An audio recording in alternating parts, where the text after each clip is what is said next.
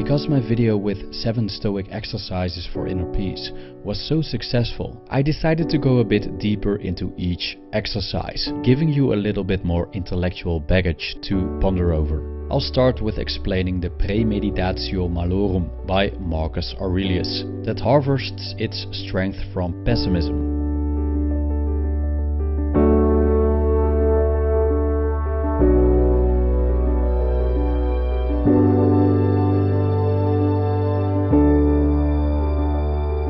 First of all, thank you Jean-Claude for your support on Patreon. Very much appreciated, and it will help me to continue creating these videos. Now let's dive in. The Premeditatio Malorum can be translated as a negative visualization. An example is derived from Marcus Aurelius' work Meditations, in which he proposes a maxim that can be used to prepare for the day ahead. Because there are different translations, there are different versions of this maxim that you can find in the opening verse of the second book. It goes like this. When you wake up in the morning, tell yourself, the people I deal with today will be meddling, ungrateful, arrogant, dishonest, jealous, and surly. They are like this because they can't tell good from evil. End quote.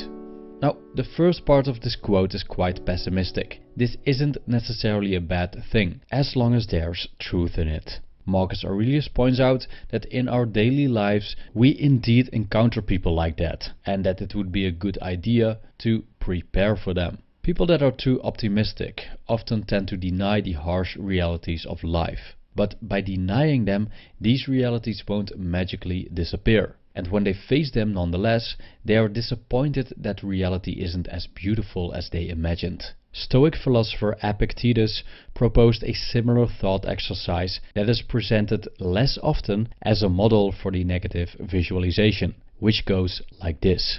When you are going about any action, remind yourself what nature the action is. If you're going to bathe, picture to yourself the things which usually happen in the bath.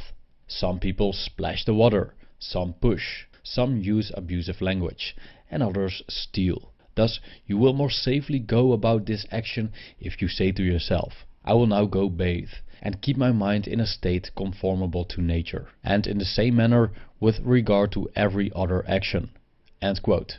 An essential part of the Premeditatio Malorum is reminding ourselves of the nature of things.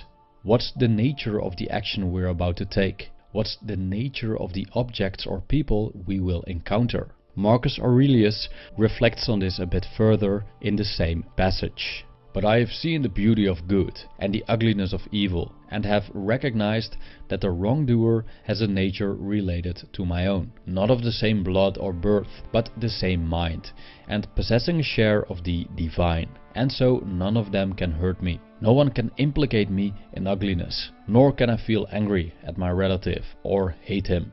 End quote. In his Meditations, Marcus Aurelius keeps telling himself that we, as human beings, are here on earth to work together. We are part of a whole. Everything is interwoven, all parts are connected, and our role is to live alongside each other in harmony. From this belief, he concludes that people that are acting against this premise, thus those who aren't virtuous and are obstructing their fellow human beings instead of cooperating, are acting unnatural. Thus, he argues that this behavior stems from ignorance of what is good and evil. What other people think and do is not up to us. Although with a little bit of compassion we can see where their actions are coming from. So what is up to us in a situation in which we meet with meddling, ungrateful, arrogant, dishonest, jealous and surly people? Our own faculty. There's no point in being angry at people that don't know any better. In this case, anger is just another obstruction that works rather divisive than inclusive. There's no point in being angry at nature. It is what it is. And being resentful about things that are beyond our control is pointless. Instead, what we can do is accepting the things we cannot change and keep our own faculties in a state of tranquility.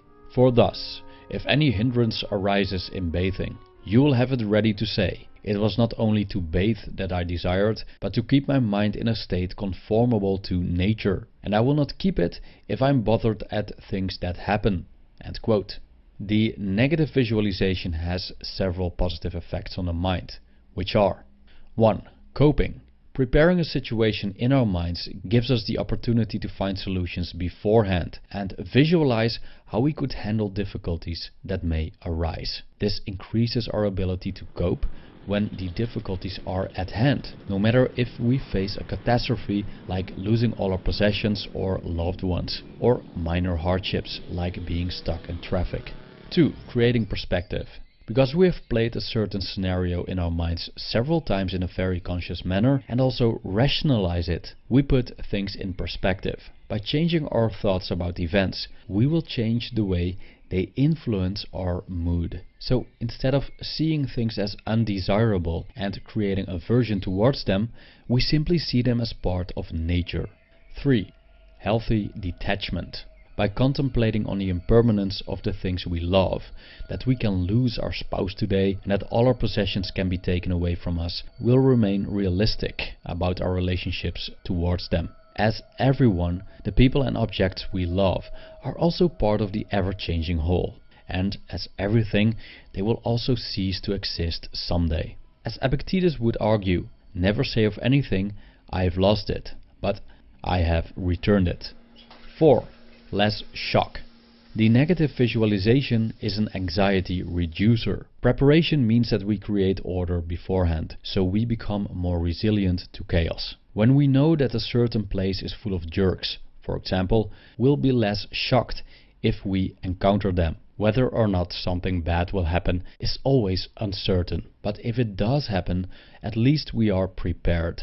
We can overdo this, of course, and become obsessed by certain scenarios that might happen, which will only lead to fear and anxiety. So the key is moderation, by doing a short reminder occasionally, without transforming these reminders into worry. The premeditatio malorum is not about harboring fear. It's about dissolving fear in advance by rational thinking. So by addressing possible future scenarios in a pessimistic way, we not only set ourselves up for functioning well in miserable circumstances, we also eradicate the possibility of disappointment and see that everything in this universe comes and goes.